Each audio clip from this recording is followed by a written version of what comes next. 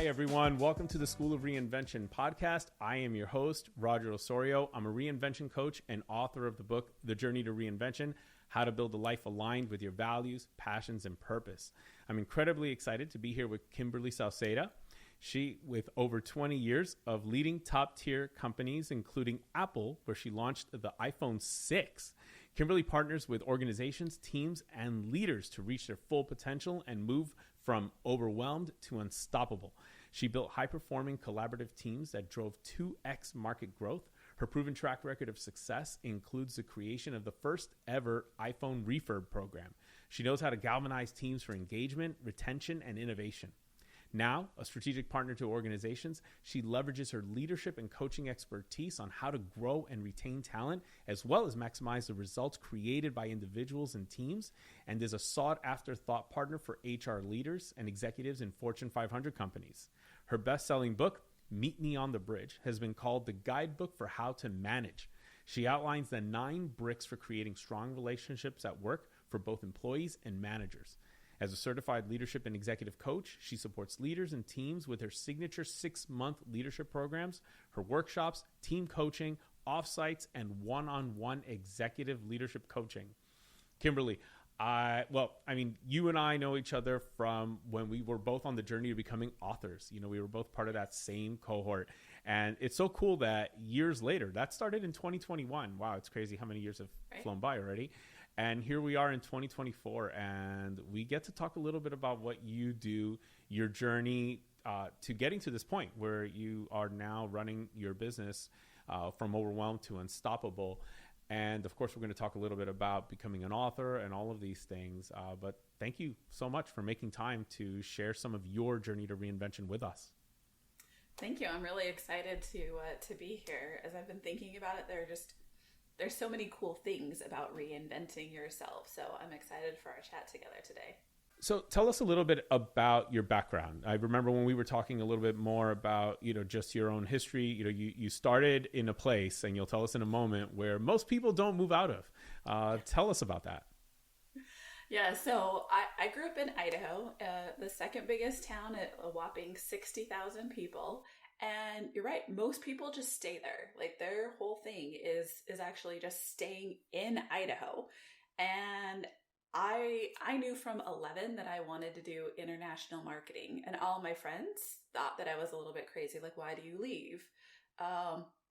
And in fact, I decided that I wanted to create my own international studies, international MBA, roughly, like in undergrad though. They didn't have it. So I crafted my own and then went from there, lived in Germany for a while, got an international MBA, and then worked at a whole slew of, really top companies, Nestle, Clorox, eventually went to Apple and worked on the iPhone.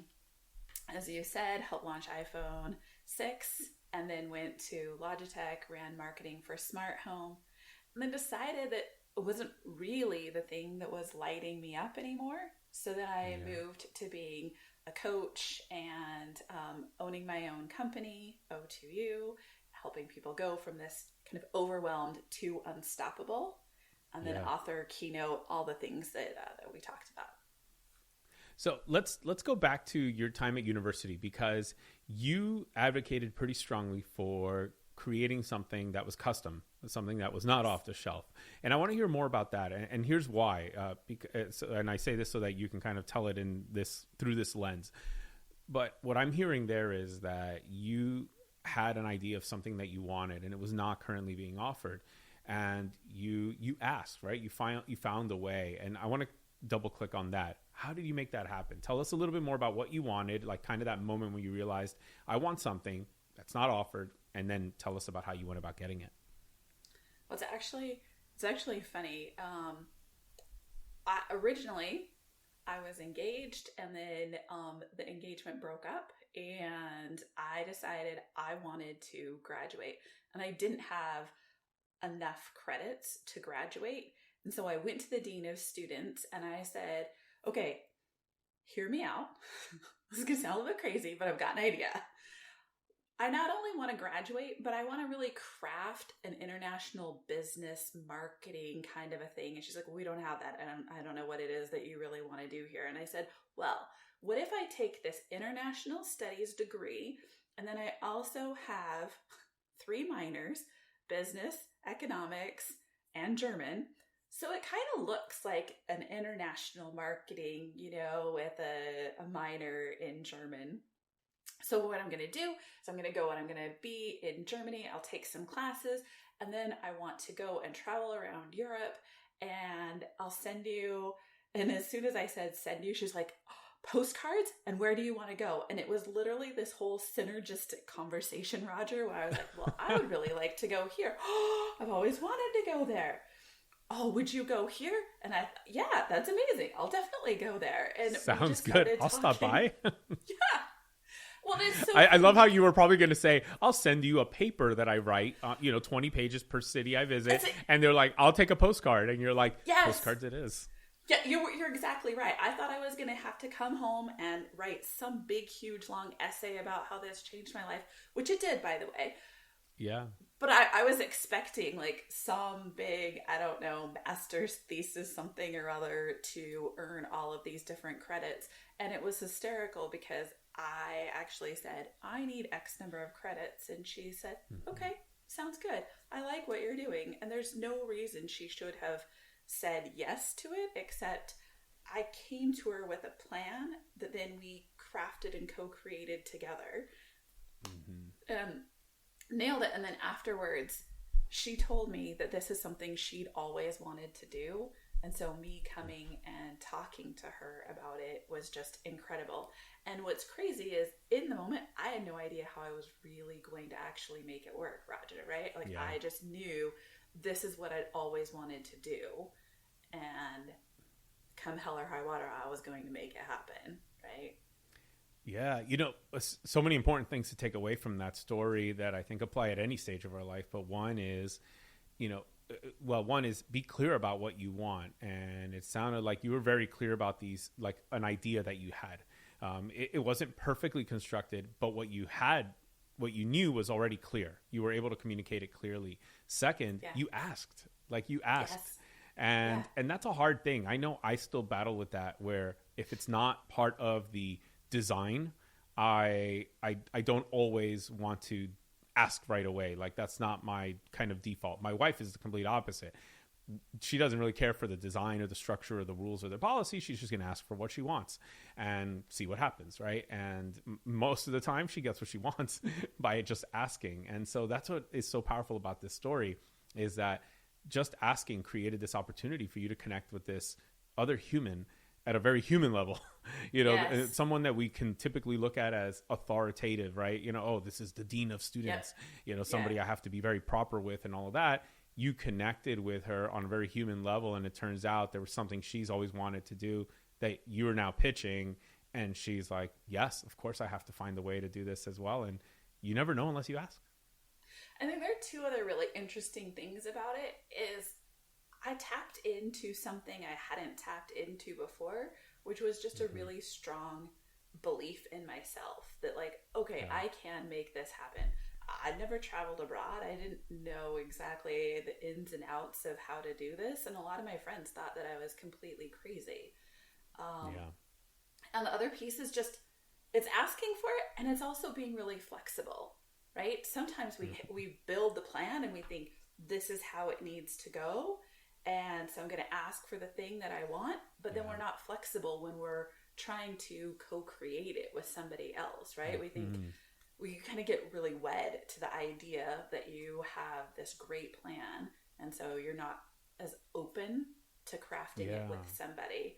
And I think when you're doing any kind of reinvention or when you are crafting something together with somebody else, you have to like really listen and be open to the other person's suggestions.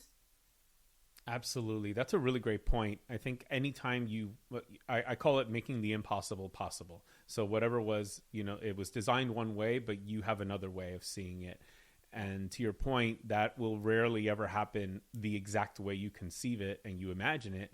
However, if you open yourself up to a conversation, to a negotiation, to let's just, I love how you put it actually, to a co-creation process, then you can arrive way closer to your vision. And I would argue that at times, and I don't know if you would agree with this in this particular case, but you might end up with an even better outcome. Oh, we absolutely ended up with an even better outcome. And what was incredible is that even the way that it ended up didn't even go according to plan, right? I ended up being in Europe, there are trains that separate, right? And we were supposed to go to Graz. We ended up going to a different city and getting there at midnight because I was really sick, and my friend that I was with spoke no German. And so when it said that the train separated, we ended up in completely the wrong place, and she was freaking out. Well, it turns out she really wanted to go to Rome. I was kind of, Rome, maybe not. But we ended up making like this decision on the fly. Yep, let's go to Rome, and had 3 incredible days in Rome. So I also think it's just, how do you really find the good things, and how do you really focus on the things to make things happen instead of, it's that thing. You find the things that you're going to look for. If you think that there's going to be a problem, you see all of the problems. If you think there's going to be a solution, your brain will find all of the solutions. I talk about this with my clients all the time, right? It's why I encourage gratitude journals and stuff like that, because you see the things that you seek. Yeah, absolutely. I love that. And you're so right. I mean, that was, I've experienced this where, because of that co-creation process, often we end up with better outcomes. And then, of course, to your point, once you get on that journey, I mean, truth be told, you can't really predict any journey, as well planned as it might be, as well walked as the path might be. Yep. There's still so many things that could happen. I'm sure there's a lot of people who were on a path that was well walked and well paved before, and then COVID happened. And so much for whatever was the normal path. Every path got disrupted at the same time in 2020. So you never really know, but you all figured it out. You had cool adventures as a result. And I feel like this story is just such a great example of, for someone younger, like, you never really know what's possible in university. So just ask. But in reality, this story could have happened at any moment in your career. It could have happened in any place. Whether it was, early in your career, mid-level management or leadership, senior level, doesn't really matter. And now perhaps in your own business. So very cool story. I really like this one a lot. Let's talk about, your time working on the iPhone project. Just such a cool project to get to work on. And I remember when we connected in that author program, you shared this a bit, and that always stood out. I'm like, that's so cool. Like, that tell us some cool stories about that. I feel like that's just going to be cool. Oh, there are all kinds of crazy stories with that. I mean, it was such an amazing place to be.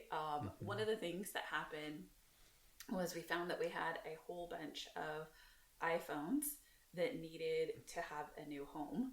And there was an iPad Refurb program at the time, but not an iPhone one. And the iPhone Refurb program could not be the exact same because of a whole lot of different reasons, like the Chinese free trade zone, all of these different things. And this is actually a moment where I realized one of my superpowers, and that is, well, then I would call it connecting. Now I would call it building bridges, right?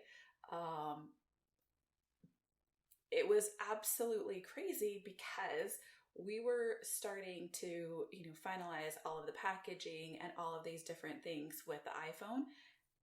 And I pulled together a team that was already like literally over capacity for what they could do, and said, okay, we're going to pull together. Here's what we're going to do. We're going to create this iPhone refurb project. We're not going to call it refurb because we can't. We need packaging. We need legal. Like, I was pulling together all of these different people. And in just a matter of months, we created this multi-million-dollar new line of business. And the thing is it's all because of really incredible relationships. And so whether you are trying to, like reinvent yourself, or you're trying to move to the next level, or you just really want to have work go well, relationships are absolutely so, so critical. And it is only because I had these incredible relationships and could sit down with people and had really high trust and lots of respect and incredible connection that we moved everything so quickly together. I mean, I feel like it should be some kind of like Harvard business case about like, here's why trust matters, people. Yeah. So yeah, it was absolutely incredible. And a lot of the things that I use in my leadership program came out of that. Like what are the lessons that I learned about building trust and having respect?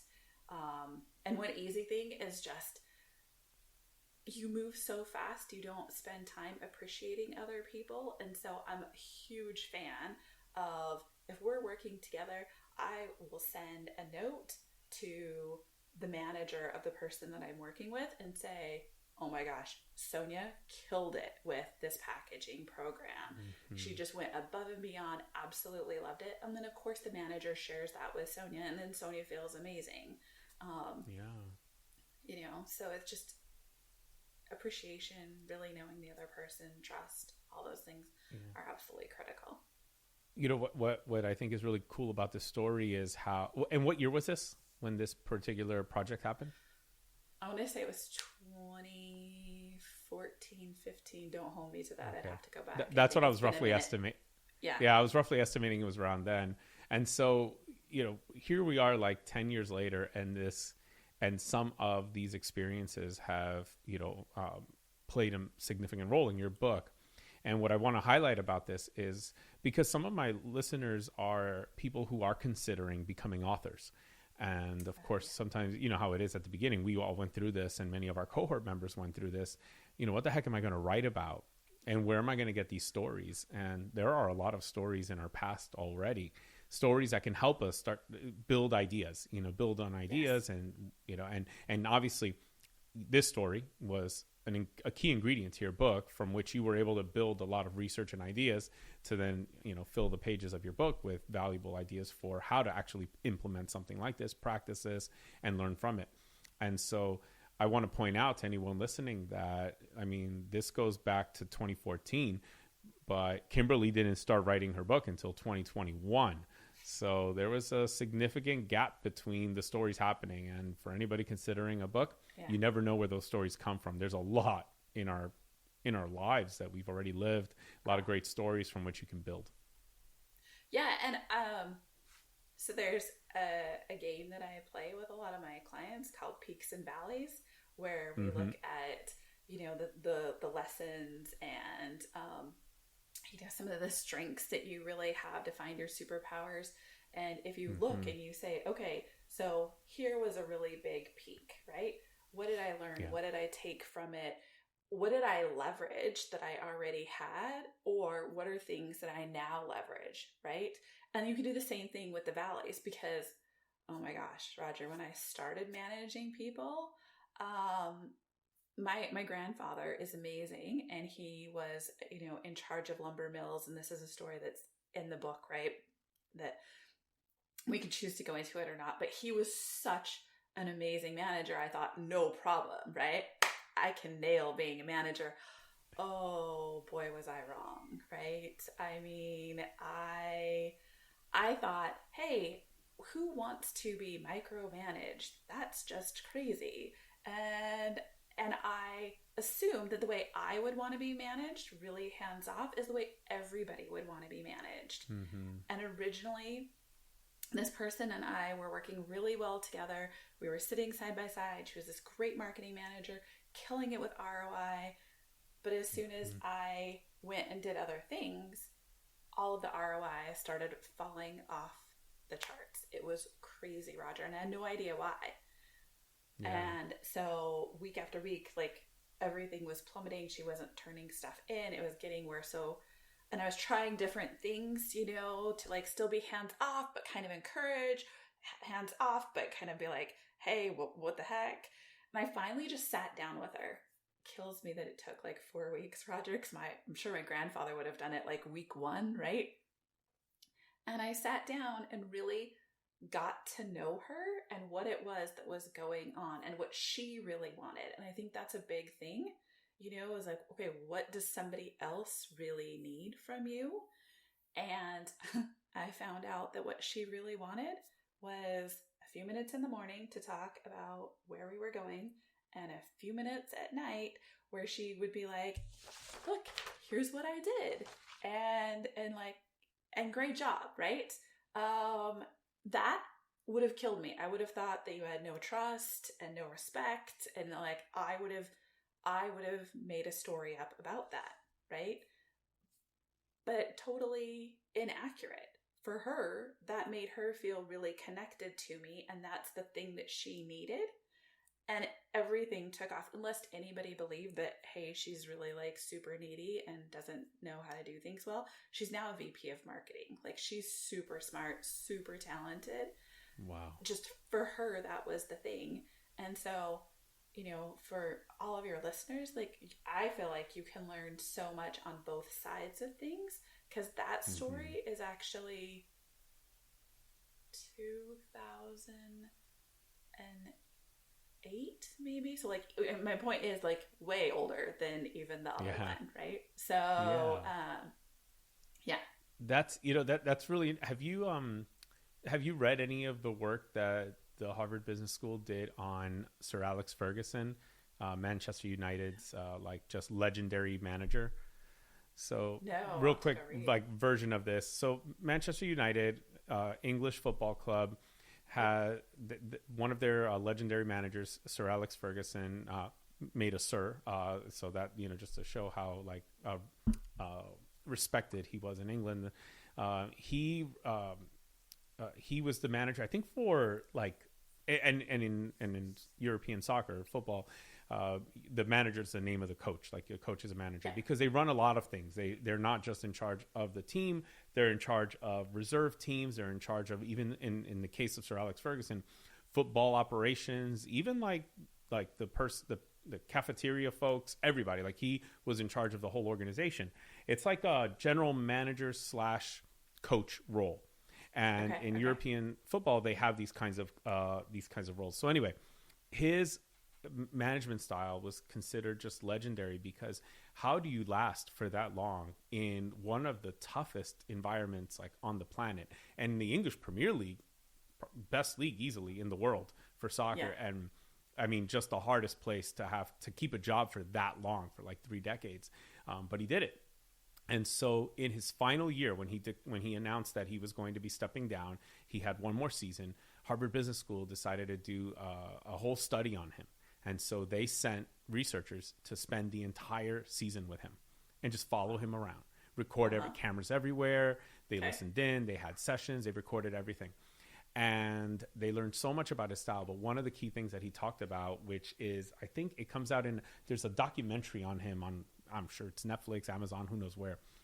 But one of the things he shares was that as a manager, or to be a successful manager, you have to take on a lot of identities. Or I kind of like what you were saying, I guess you have to treat people very differently. Everyone has a different set of needs. And the way he put it was, when I was the manager, I was, there were days where I was the father, the brother, the uncle, the priest, the manager, the coach.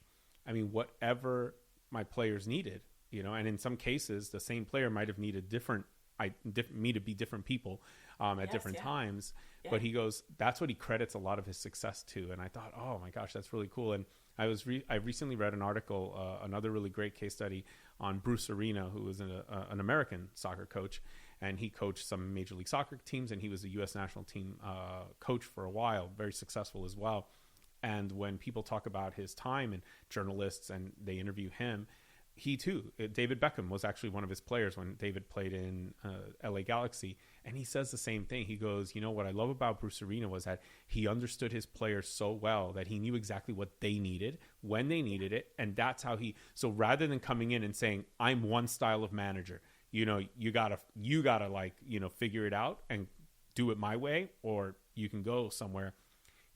he was like, no, like you are my players, and I'll figure you out, and then I'll work and tailor my approach to each of you so that I can, get the best out of each one of you. And, to have someone like David Beckham, who's played for the most legendary coaches, including Sir Alex Ferguson, to sing your praises that way and refer to your management style like that, I think is just really cool. But it's a theme that I'm hearing from really successful, football managers who talk about where they manage in this way. And that's what I'm hearing from you, is that, you had this one person who needed a very specific thing. And once you figured that out and the two of you cracked that code, I mean, it was just like, all right, now she can really start to take off. Yeah, and it's amazing because, people say, oh, I don't have time for this fluffy stuff, right? But the thing is that the relationships, wherever you are, that is the stuff that really helps drive results. Yes. Right? And so, I mean, the whole point of the book is that both sides have to build the bridge, right? If only one side builds, then you just have a lookout. So both sides have to build trust. Both sides have to build respect. Both sides have to build connection, which is exactly what you're saying. Like, to me, it's about personalizing your leadership. And I talk to organizations about that all the time. And like the leadership development program is, how do you really look at that? And not a one-way side, like whoever the employee is doing that, you doing that.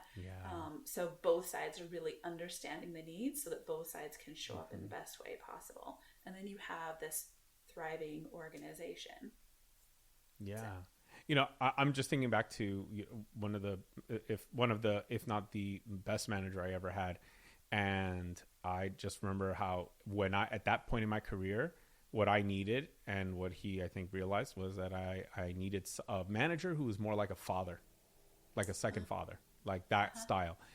Because I was young, I had moved to, I was, just a year out of university, and I moved to a place where I had no family, no friends. So I was far away from home first time. I mean, I went to university a little away, but never that far away. And so I think he just picked up on a few things and just realized, I think what he needs is this. And so that reflected in his management style. And wow, I just responded so well to that. I loved it. Actually, I thought it was really great. And that helped me at the beginning. And then it shifted and changed as I started to settle in, as I started to become a man and really feel like, okay, I can live anywhere, and I can, I found my way. He changed. He was more like almost like treated me like a peer at times, bouncing ideas off of me. And I realized that shift. I was like, wow, this is so different than this would not have happened in year 1 and 2. But here we are in year 3 and 4.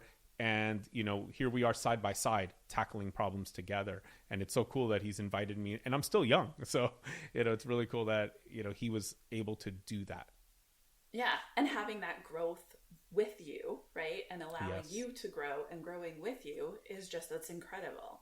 That is the mark of a really good leader, that they recognize the opportunity they have with you and to really, stay curious about you and what you need, and making sure that they're adapting as you're also growing and adapting. Yeah, absolutely. And I bet you showed up in an incredible way for him, and we're like, all right, let's go. I am super happy to, what do you need? Let me over deliver on that. Right? Exactly. Because of course, I appreciated that so much. So I mean, it was whatever he needed, I was there. It's funny, but even after we both left the company, in separate moments, but we both left, and there was something he needed help with once, a business he was trying to get off the ground. And I was just so happy to be able to have the opportunity to help him do that by being one, his first employee to, get that business off the ground. And it was just cool to be able to return that. So yeah, absolutely. You go over and above, you do everything possible for that person. And that's what I think these football managers have done so well with players. Like when you look at a David Beckham gives 150% in every, when he was at Manchester United, he was known for that. Why? Because look who he had as his coach. Cristiano Ronaldo had Sir Alex Ferguson as well. When Cristiano Ronaldo, he shares a story, and this is where Ferguson had to be more like a fatherly figure, or maybe an uncle or something like that. When Cristiano's father was ill and was, close to maybe passing away, and then eventually did pass away, I mean, Cristiano was a young player at that point in time, and Ferguson knew like this guy needs to go and be with his family right now. And of course, Cristiano wanted to be with, like, thought, hey, I have to be responsible. I'm a professional. I got to be with the team. We got an important match coming. This is the EPL. Like, you don't miss. But Ferguson said, nothing is more important than family. So go get the hell out of here. Go be with your family. Cristiano Ronaldo, like, fast forward like 15 years or something like that. He's sitting in an interview where they brought him and Ferguson together, and they're just having a chat and recording that. And he tells that story. He goes, that was so mattered so much. And it's those moments, right? When you have that kind of connection, that kind of trust with each other, my gosh, like, anything is possible. And look, you give, you give way to legends, people who become legendary. Yes. Yeah. Just like the person you mentioned who became a VP in marketing now. Right. Yeah. And the impressive thing to me about the whole bridge building is it doesn't have to be a massive thing each day, right? It isn't a massive lift each day, right? It is intentional, and it is consistency. Yep. But it doesn't have to be something really big, consistency and intentionality are both very, very important, because any bridge, just by nature of it, is decaying a little bit if you're not doing that consistently, kind of helping, maintaining, strengthening. Yep. Yeah. Exactly. So let's shift or let's fast forward a little bit, and let's talk about the moment you started thinking about leaving corporate, leaving the full-time employment, and starting your own thing. Tell us a little bit about that. How was that inspired? How did that come to be? Yeah. So I'm going to tell you two moments here. One of them is when I started really thinking about how important relationships are. And the other one is when I was like, oh, all right, I may need something other than marketing at this point. And they're both a little bit related in a way. One of them, I was literally at this gorgeous resort and watching the waves come in. I mean, Roger, it was amazing. We were there for 3 days to do all of this strategy, and you would have loved it. We were doing strategy, mission, values, like, let's go. We're reinventing what we're going to do as a business group. But the crazy thing is that the VP there, the GM, was fire gunning some of the ideas. And so this leadership team that I was on was having a hard time kind of coming to the table with ideas, right? There just wasn't the same kind of respect that was being shown. And then that person was getting upset, right? That we weren't coming back. And that's when I started really thinking, like, whoa, okay, relationships and how you treat other people are so critical. And I started just really diving into, so if I hadn't done marketing, what I really wanted was like psych or sociology or something. So I've always been just super curious about why people do the things that they do. So really started diving into the dynamics of relationships, right? So that was one piece. And then fast forward a bit, the team that I was on, half of it had been downsized, right? And I took 3 weeks off, went on a road trip, had the best time of my life with my boys. And it was just the three of us hanging out, surprises every single day. And I started really reflecting on like what I wanted, right? Where was I getting excited? Because I've always had this like three-legged stool for what I want in a job, right? Am I engaged? Like, is this a product that I really like? Am I learning and growing? And am I having an impact? And I'd been interviewing for these other different positions like CMO and head of marketing and all this stuff. And the time when it really, really hit me, Roger, I was sitting and we were talking about stock options and I was not excited. And I was like, okay, well, I would be learning and growing and I guess I'd make an impact, but it's not really the impact that I'm looking for at this point. So I had to pause. I mean, if I'm talking stock options and I'm not like just, let's go. All right, ready to go. Maybe not the role that I should be jumping into. And so I started thinking about it and started reevaluating everything that I did like what lit me up, what got me excited. And it was much more about, elevating the skills that of the people that I was managing. It was really like that thread was all about relationships and connection and really working with others. And so I started doing coaching, and I'm not like super, like, I like to kind of test things out. So I kind of was doing it the same way if my life was a product, how I would do it, right? Like, I did some interviews, I tested it out, like I shadowed in a way, so I tried like one weekend of a coaching program. Like, I'm not going to commit fully yet, Roger. I'm just going to do the weekend and we'll see how it goes, right? So yeah. Wow. Like I love that. And the part that I want to double click on here is the experiment, is the test, is this very intentional, hey, I want to just dip my toes in the water, my foot at best, but I'm not going to go deeper than that. I just want to see what it's like and what it feels like. Yeah. And I feel like that, I've learned this on my journey, but also talking to others, like I have found that experiment is so important. And many times when I talk to people who hesitate to make a move for reinvention, it's because what they're looking at as the move is not a weekend. It's like the next 5 years of my life or something like that, or the next year or two. And then of course, if you're looking at a 2-3 year choice, of course that's scary, but if you look at a 2-day choice, you're like, that's doable. What's the worst that can happen? I don't like it. It doesn't feel right. Then I just find something else, or I test something else out. But that is so important. Can you tell us more about that thinking that led to an experiment, and any other comments you have on the power of experimentation and just in your life? Yeah. So what's funny is that a little over 5 years ago, I went to this weekend, and it was like a 2-day workshop.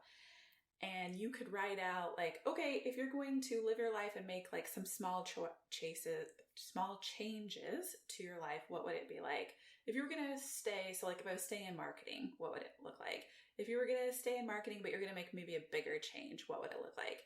If you were going to live like your wildest dreams life, what would it look like? So that is 5+ years ago. I wrote everything out for like my wildest dreams life and did all of those. And I backed it into like, here's what you would first do. Here's what you like year 1, year 2, year 3. And then I've done product management, product marketing for so long. I actually backed it up even more and said, okay, how do I do product market fit? How do I do, how do I interview people for just like some information about it? Because it was a way that I knew that I would feel more comfortable with all of those different pieces. So I tried out the 2 days of the coaching workshop, absolutely loved it. And then I actually went and signed up for all the rest of the classes. I did that while I was still working, so it felt more safe to me, if you will, yes. Right? So I'm doing it, and my manager knew that I was going to be taking time off. And then when I went and did certification, I put it into my goals that I needed to coach people. So then originally I didn't have to charge for it if I didn't want to, and I would still get the hours. So I was doing it in these ways that felt very safe and comfortable originally. But an interesting thing happened. The universe kind of intervened. And in March of 2020, I was offered a big promotion for the job that I was in, or I needed to say no and pursue coaching. And I decided right as the pandemic was kicking off, literally we were like 2 weeks into the pandemic, Roger, and I said no to the sure thing, and said I'll work for another 6 months and then I'm going to go full time into coaching. And I know that all of those experiments helped me feel much more comfortable and confident in doing all of it. That people say seeing is believing. Yeah. I also think that believing is seeing, right? So again, on the whole idea of if you start to look for the ways that things will work out and you believe that things will work out, you're going to see the open doors. And that's what I started seeing. And it's also the same time, when I was like, okay, maybe I'll play with writing a book and maybe we'll see these other pieces. And then just more doors have opened up from that. I love that. And, the unique way you were able to structure it, where you were able to decide I'll work for 6 more months. And again, while these things are not guaranteed for anybody, of course, it's one of those things that you never know as well. Right. If you don't ask, if you don't pitch something, you never know. And I would imagine, for perhaps a role like yours, it's easier to have that much time for the company to have that much time to figure out how to replace you and how to work with, or we're trying to get a replacement ready. So, it's one of those things that there's so many ways to do this. There's no one size fits all. There's no one size that you're going to have to figure out. It's worth asking because you never know how you might be able to transition or how you might be able to structure or engineer this transition. And I also want to acknowledge the part you said at the beginning where or earlier in that story where you were talking about how you ran these experiments while you were still employed. And I think that's so important. I've done it both ways. I think when I quit corporate the first time, sometimes I think that I quit too early in one way. I knew what I wanted to do. I had tested enough to know that what I was leaving for, I was in love with. So that was good because I didn't just leave because I wasn't happy and then said, okay, now I got to go find something that makes me happy. No, I already knew the other thing that made me happy. But what I didn't have was, all right, I've figured out how to generate at least enough income to extend my runway and all of that in a really solid way. And I had done that while I was earning a paycheck. And I didn't get to that point when I quit. And so there was that little bit of discomfort, live and learn, of course. But as I hear more stories from other people that I interview on the show, there are so many different ways that people do it, but what ends up working, and I think it gives people the best chance of success. And actually in my book, I did share a stat.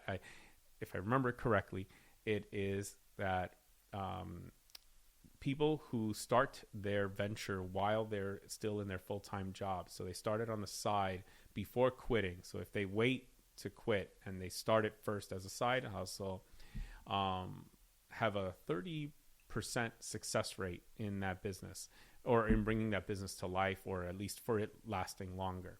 And when we think about how low the probability of businesses succeeding are, which is like super low, 30% is a lot. And I'm giving you the conservative version because it might, for all I know, be like it's 30% greater chance or something like that. But whichever way it goes, bottom line is you are definitely on the better side of the probability equation here. You are no longer on this 5% of businesses or 1 or 3 or whatever they say, will make it 5 years or so. These people will have a business that lasts longer, and it's so important to do it. But also the stress that you avoid. Financial stress is a killer. I think it's not just I think it's the financial stress couples with the mindset, right? That then it's so much easier to be in this, everything's going to work out. How do I find the open doors? How do I, make the connections? How do I, all these things? If it isn't this oh my gosh, money is just going like this and there's no this part of it, right? Because this scarcity mindset versus an abundance mindset, or the different limiting beliefs that you have, it's such an interesting thing, whether you're going for a promotion or you're stepping out to do something totally different that you haven't ever tried before, or, you're going off and becoming a coach or becoming an author, doing these things on your own, you can fall into this mindset of it's not going to work because X or Y, right? Yeah. Growing up in Idaho, I had I don't know if I can do this because, I'm from Idaho. Roger, this is the funniest story. So back in 2012, when I had just started at Apple, one of the things that they do, they take security and confidentiality very seriously, as you would imagine. So all the new hires go and sit in this massive auditorium, and I'm sitting there, and there is this rather large, intimidating security guard that's walking back and forth on the stage, and he's saying all of these things. I could not tell you to this day what he said, because in my head I just kept thinking, somebody is going to come and realize that I shouldn't be here. Like, I'm this girl from Idaho. How does a girl from Idaho get to be, in product marketing at Apple? Somebody's going to come and be like, excuse me, Ms. Sauceda, we've realized that you should not be here. Please We've follow made a me. terrible mistake. Yeah, exactly. We've made a terrible mistake. When I was in the auditorium, already signed all the documents, right? I was there, and I still wasn't claiming that for me, you know, because of that weird belief. And then it wasn't until, so every time I start a job, I would always do the same thing. I always go and I talk to different people, and I get to know them. Again, this whole bridge building thing. How do you like to work together? What do you think works really well here? If you want to get a gold star from other people, all these questions, right? It wasn't until I started having those little informational meetings that I realized, oh wait, they're very much like me. Actually, I can do this. Okay. Because we build different things up in our head that I can't be this because why? And what?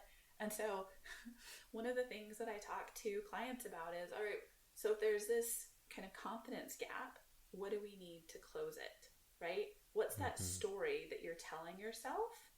And how do we kind of translate that along? If you think about it, all of my career have I been all about relationships and connections, but connections also in storytelling. And so now it's helping others retell stories. What's that limiting story that you're telling yourself that you can't do this because of that? And I think that's true for reinvention too, right? What's that story that you're maybe saying, well, I've always been like this. I don't know that I can be like this. Yeah. Because... Well, you and I had an interesting conversation in our prep call where we talked about this idea of, you run a half marathon, and yet, you're still not calling yourself a runner. You're wait, but I just ran a half marathon. So, so by definition, you are a runner.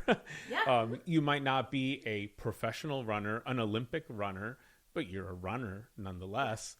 And here you are, you're sitting in the auditorium, you've signed all the papers. You've got the badge, you've got it all. You're you're in the building. At this point they let you in, and they're telling you secret stuff. And you're still I'm not sure I belong in here. I'm not an Apple employee yet.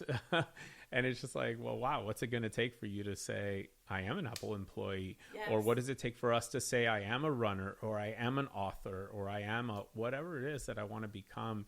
And I love what you said about what's that story that closes the gap?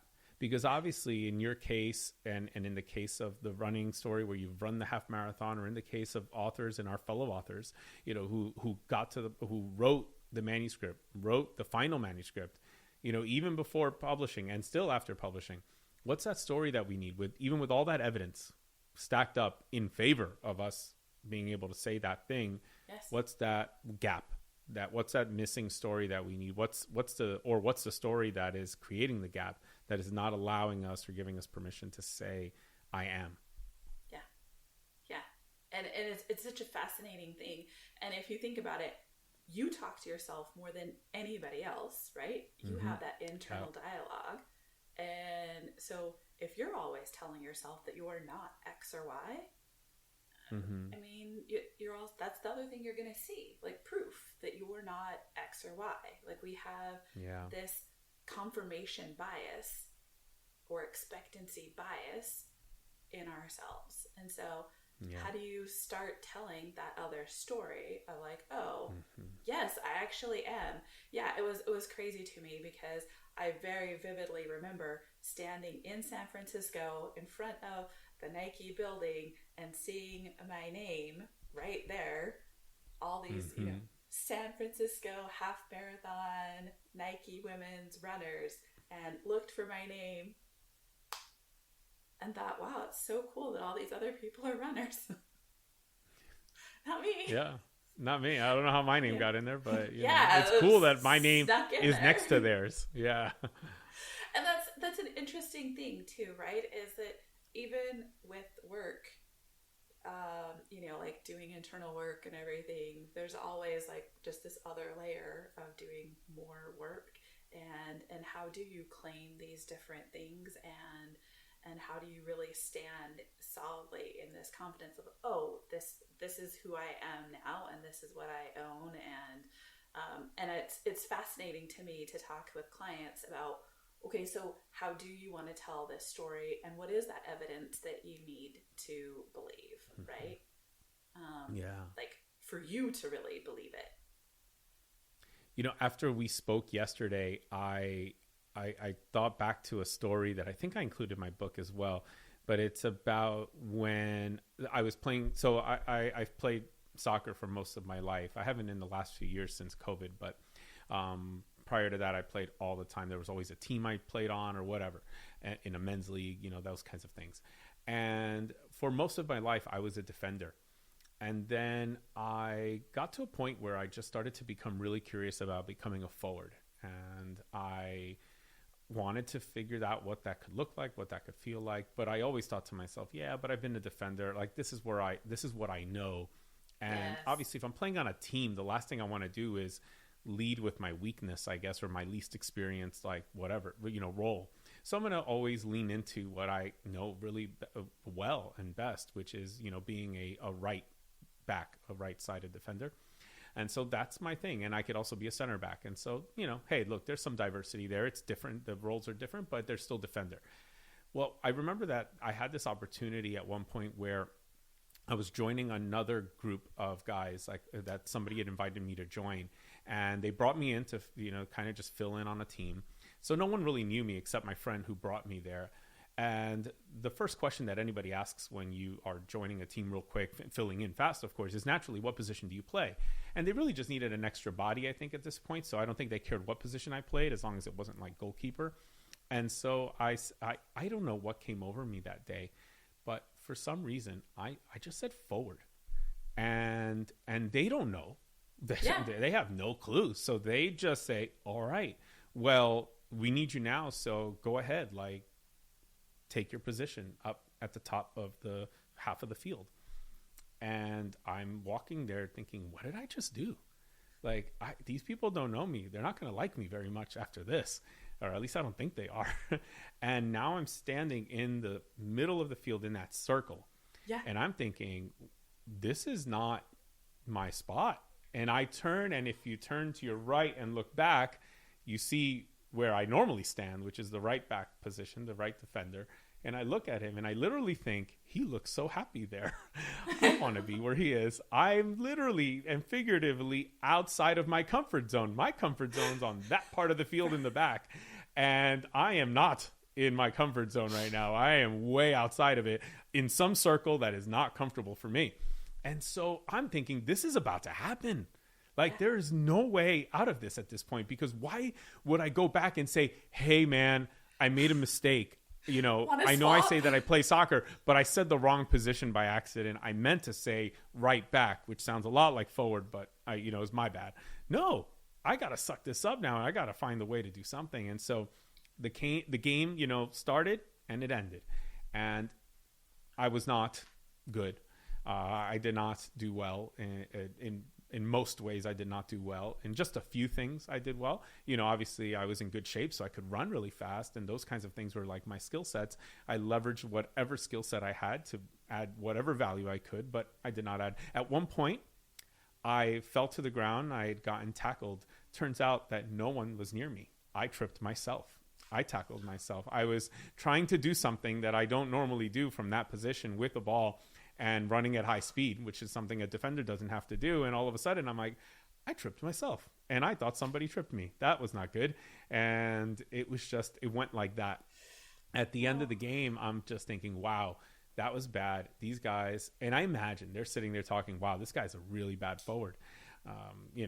And actually they were nice. They kind of said, hey man, thanks for filling in last minute, all that kind of stuff. And they were just, they didn't congratulate me on a great game, but they thanked me. They weren't rude or anything like that. And it was that moment that I realized, you know what? Holy crap. I'm a forward. And I said, I thought that, and I said, I'm a freaking forward. I'm not a good one. I'm a bad forward, but I'm a forward. As of today, I just did it. And that, really connects to what we talked about. Yeah. That was so important. The fact that I was able to give myself the permission to say on that day that I'm a forward, not a good one, a bad forward, but still forward. Bad precedes forward. So the good news, forward is still in there. So I'm like, wow, I'm a forward. And I'm like, that's a start. It's better than not being a forward. If I was curious about this and wanted this, I just did it. So I'm in it. It's just, you ran the marathon. You're in it. You did it. Yes. So you're a runner. Yeah.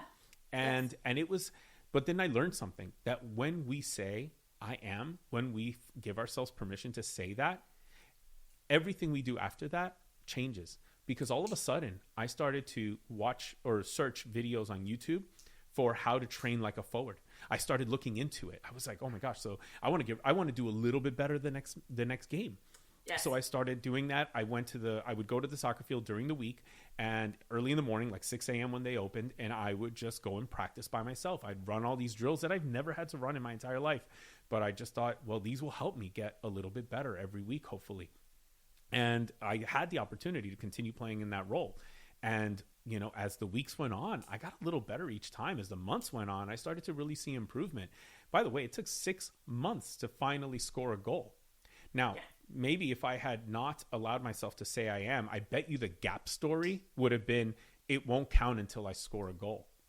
But that's like saying I'm not a writer unless I'm a published author. Or right. I'm not a runner unless I run 10 marathons. It's like, we're just setting this extra thing on top of it, and yet we're doing the thing.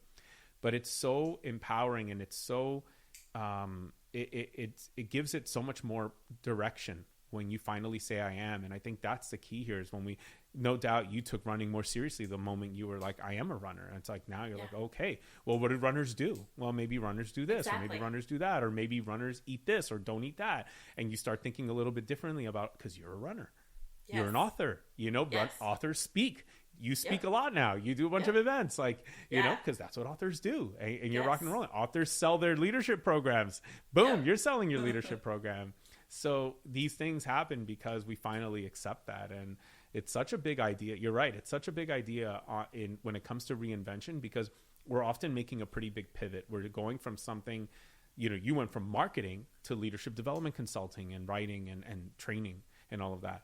Those are, there's some connections there, but they're different things. I mean, let's face it. And entrepreneur, you were an employee and you went from employee to entrepreneur. And so those are very different things. And, to make that switch, to make those reinventions, it's so important that we can get to the I am part sooner rather than later.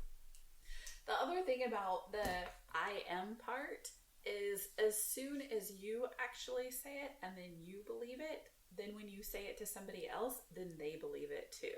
And and then it's this almost virtuous cycle, right? Of like, oh, other people are believing that this too, right? Oh, other people are believing that I am a coach. And so when I actually claim it, great, then that's what happens, right? So I had a client who for a while was saying, I don't speak well in front of others. And she was a co-founder and needed to pitch. And people were mistaking her for somebody that was like just a secretary and taking notes with the other co-founder. And she was so frustrated. We worked together for a few months, and we worked on like limiting beliefs and all of these different things. And by the way, she knows that this is a story that I tell, and she's totally fine with it. She's super happy with all this. I'm not breaking any kind of confidentiality. Mm-hmm. She literally goes on TV and podcasts and pitches in front of massive auditoriums now, and she is so amazing at all of this. And we did the funniest thing. Like, I had her go and on a park bench say, "I am amazing at giving speeches," and then she just like gave a 5-minute, here's why you should invest in our company. And I'll be honest with you, I said it almost just on a lark, like to see, hey, you really want to do this? Like, here's 3. I threw out 3 crazy ideas for her, and she's like, "I will do the park bench one. I'm on it." Right. From that day on, she felt so much more empowered, and then she started claiming all of these other things that she's so good at. And it changed everything around. It changed the relationship that she had with the other co-founder. It changed how she was perceived. And most of all, it changed how she perceived herself, right? Mm-hmm. Because when you claim that, you just, you stand a little bit taller, your shoulders are back, you have this different belief in yourself, right? I love this. You made me think of an idea. You inspired an idea for when I work with clients, that they, to get a shirt made, a custom shirt made that says, "I am whatever the thing is. I am a runner. I am a speaker. I am an author. I am fill in the blank," whatever it might be. And do this as soon as possible so that we can get to that path where we start thinking about, okay, well, now that I am, what do I got to do? Like, what does a runner do? What does a speaker do? What does a leadership development consultant do?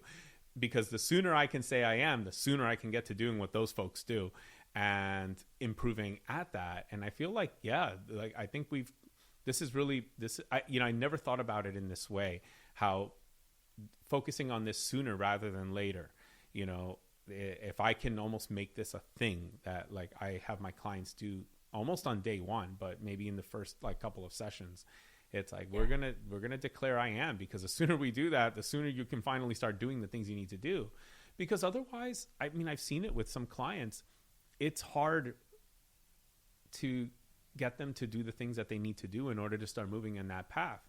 And I never really considered this until this conversation with you, but perhaps that's the reason why, is because they have yet to accept that I am this thing. So naturally, any activity that person would do is going to be hard to do, because you're not that. You don't yet see yourself as a runner, as a writer, as a speaker, as an author, as a whatever.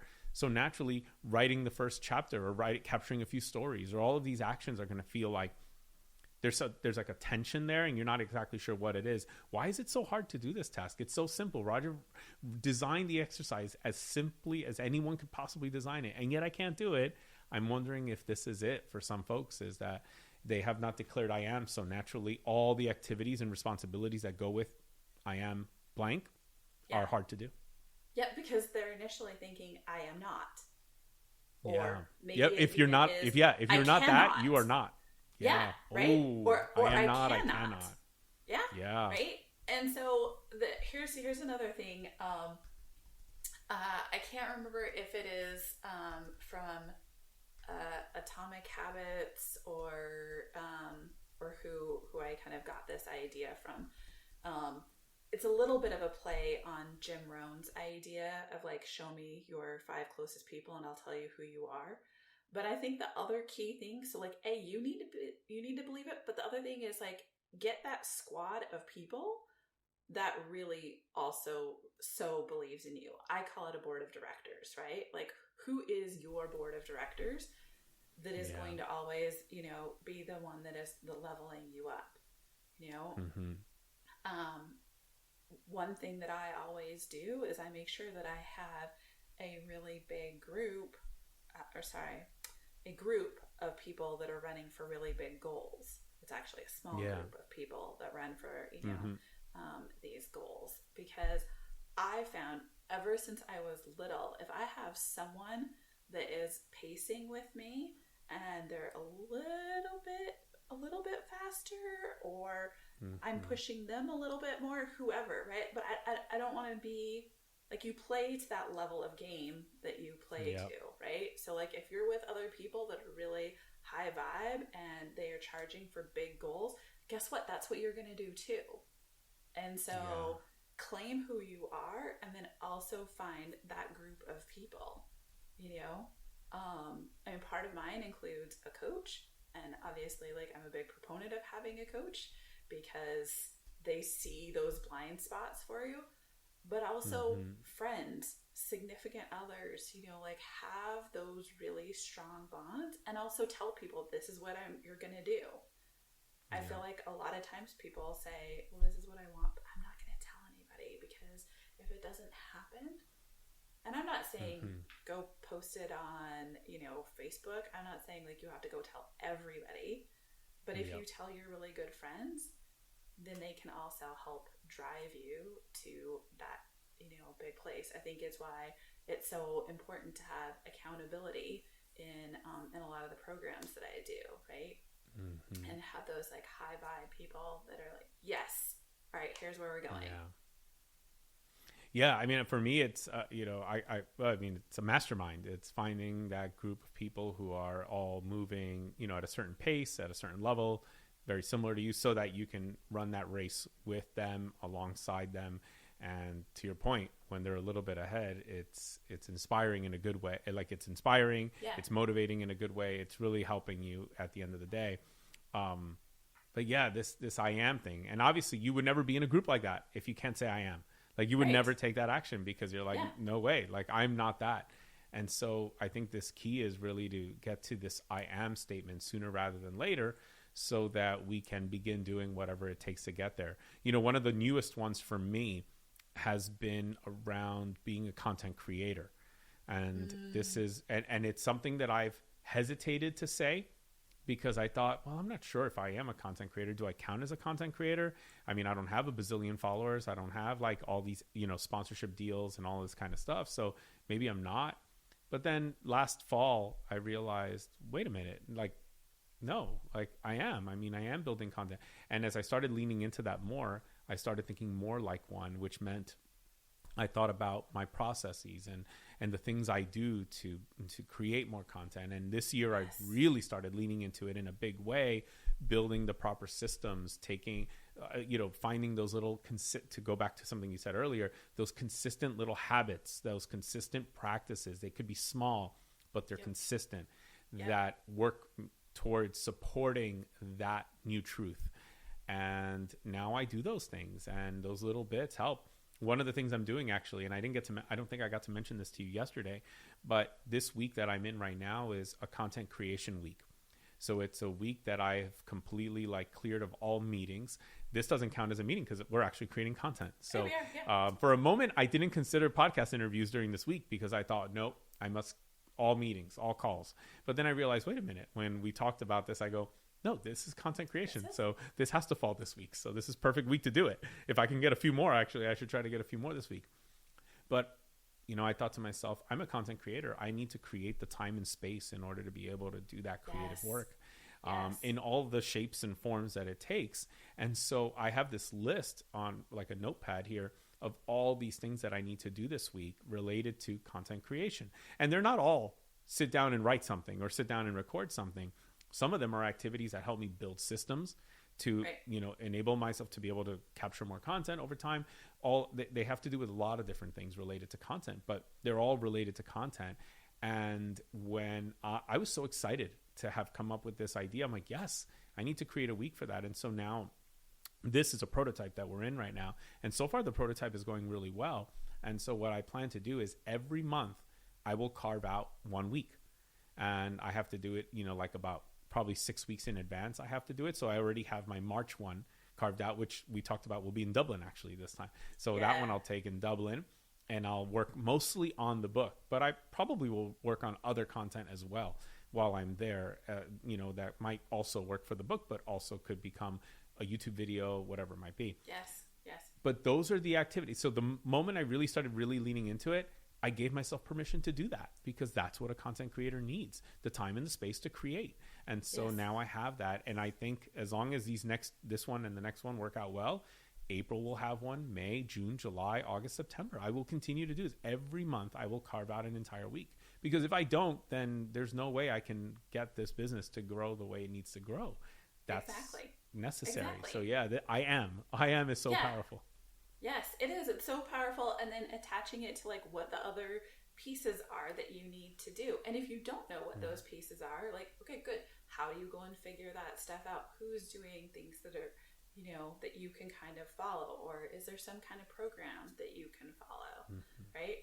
Yeah. And, I have clients that'll say like, I don't know how to be really good at this relationship stuff. And it feels like too much. But you can always break things down into smaller chunks and find out, okay, what are those different habits that people have? What are the good things that they do? And then here's the thing. I love what you're saying as prototyping, because you're figuring out what works really well for you. And I think that's the same thing for leadership. Okay, so how do you lead in a way that is really good for you and really good for your team? Like that personalization of your leadership. How do you find the other piece that I'm finding is just so challenging is like, okay, conflict. How do you find the style of conflict that you can navigate through that actually builds the bridge stronger instead of continuing to tear it down, right?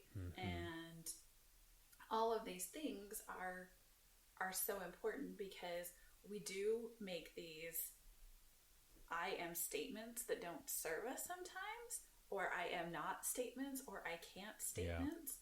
And so how do you redefine that and reinvent it, right? Like you can actually be good at conflict. It is not a just, nope, I'm not good at conflict, so I'm not going to try, or I don't know how to create content, so I'm not going to try. I feel like in some ways it's like a pass of like, okay, cool. So I haven't done this before. I'm just not going to.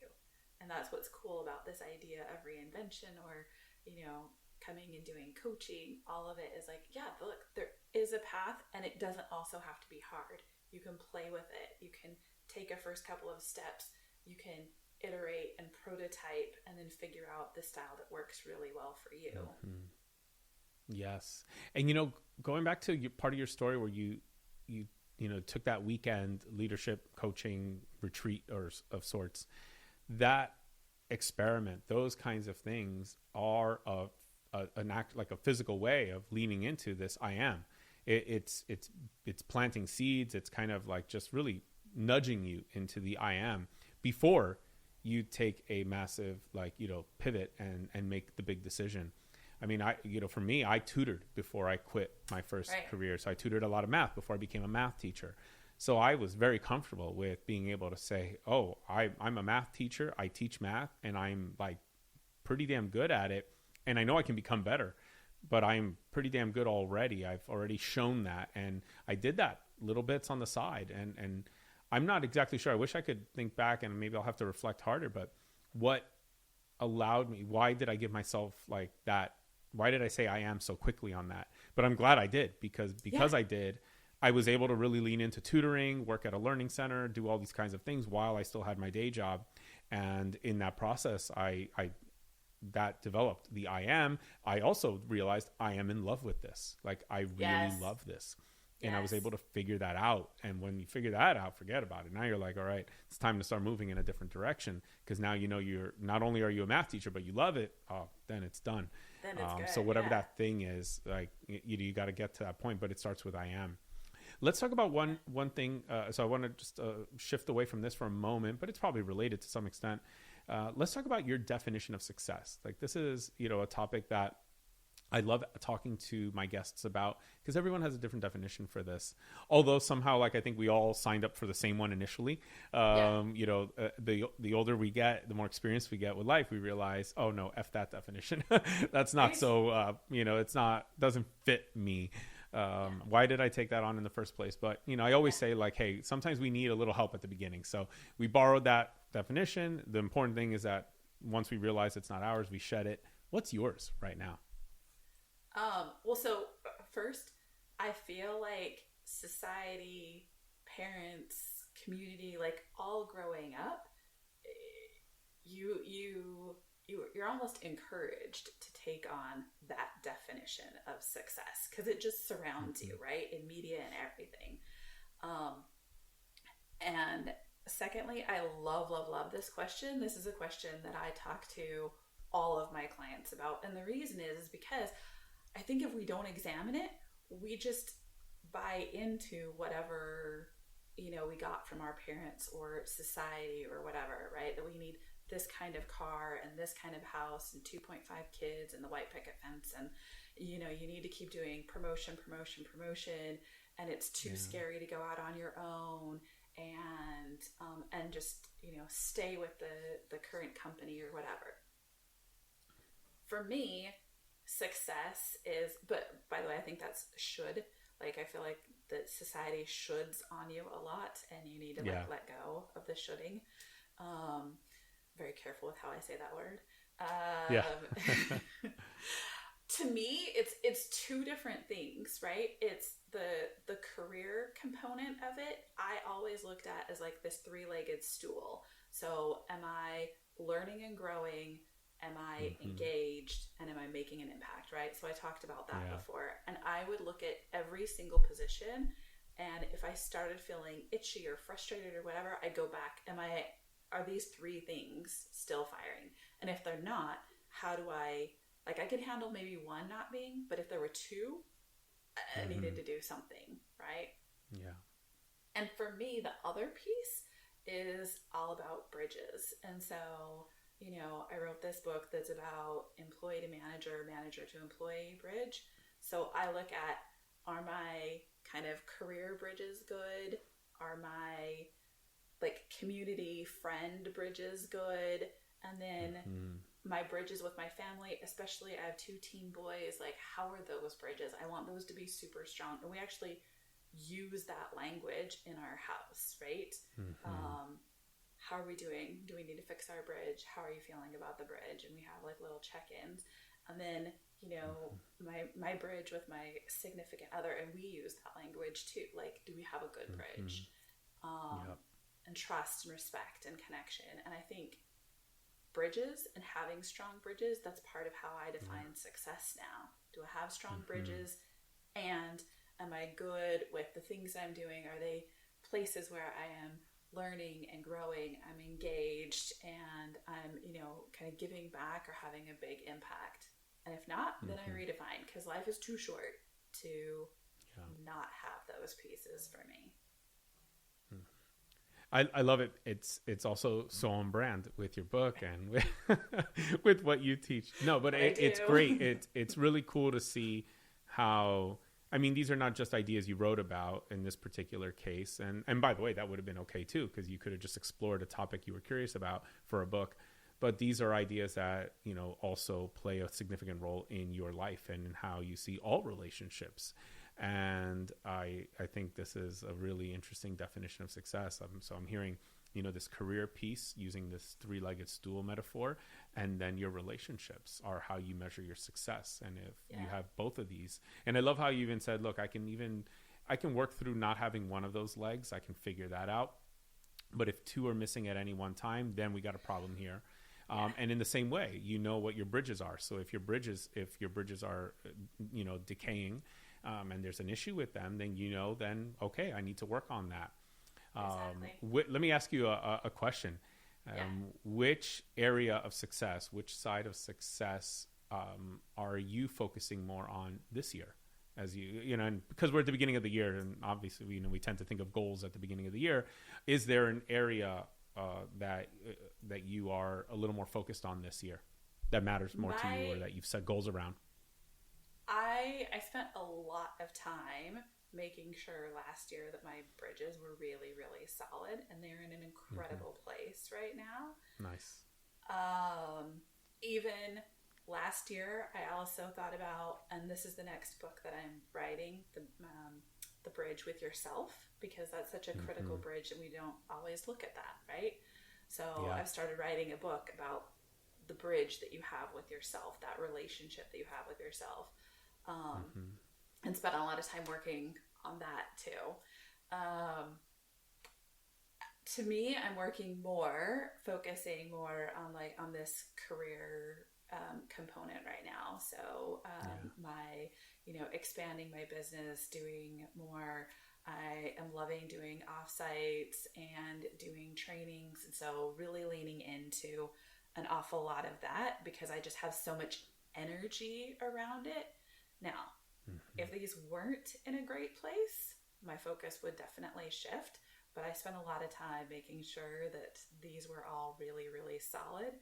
And so that enables me to, be really focused now on expanding a lot of the cool stuff that I'm doing. Plus, it's also feeding me like this. I did this offsite with this team, and it was like helping build bridges for them, and it's just stuff like that just lights me up so much. So, very cool. Yeah. Awesome. Well, I appreciate all of the insights you shared, your openness, of course, in terms of the stories, the ups and the downs, or as you mentioned them, peaks and the valleys, because I think this is what's most helpful for the audience, to help validate where they are and what they're feeling, but also to know that there are ways to overcome some of these challenges and, to create and pave a better way. I think you and I stumbled upon something really interesting about this whole I am, and perhaps that is the antidote and the cure to this like hesitancy or this limiting belief that we are not something yet, or that doesn't allow us to fully step into that role or whatever that identity is. The sooner we can get to I am, whether it's standing on a park bench or printing out a shirt that says I am, fill in the blank, then, whatever you do to prove it and to declare it, do it as we learn. Yes. So I just wanted to say thank you again for all of that. And before we wrap up, where can we point people to? We're going to have a lot of your links in the show notes, of course, and of course to your book. But is there anything in particular that you want to drive people to and that you want to mention, or where people can go learn more about you? Yeah. So if you go to my website, which is www.from O, like the letter O, overwhelmed, to the number 2, U, unstoppable.com. You can go and you can find everything about coaching and leadership program as well as speaking. So happy to connect with folks there, or LinkedIn. And like you said, they're all going to be in the notes, but those are the best places to connect with me. Very cool. All right. Well, all those links will be included in the show notes. Kimberly, thank you so much again for all of your time, your insights, your strategies, and all of the great stories. Thank you, Roger. It was amazing to be here.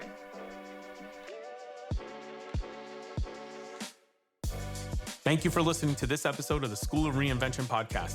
Again, I'm your host, Roger Osorio. If you're ready to start your journey to reinvention and want to walk the path with others, visit www.rogerosorio.com and go to the School of Reinvention to check out for yourself how a community-based coaching platform can help you begin your next reinvention. You can also go to rogerosorio.com to purchase my new book, The Journey to Reinvention, and receive some exciting bonuses. Until next time, make your day great.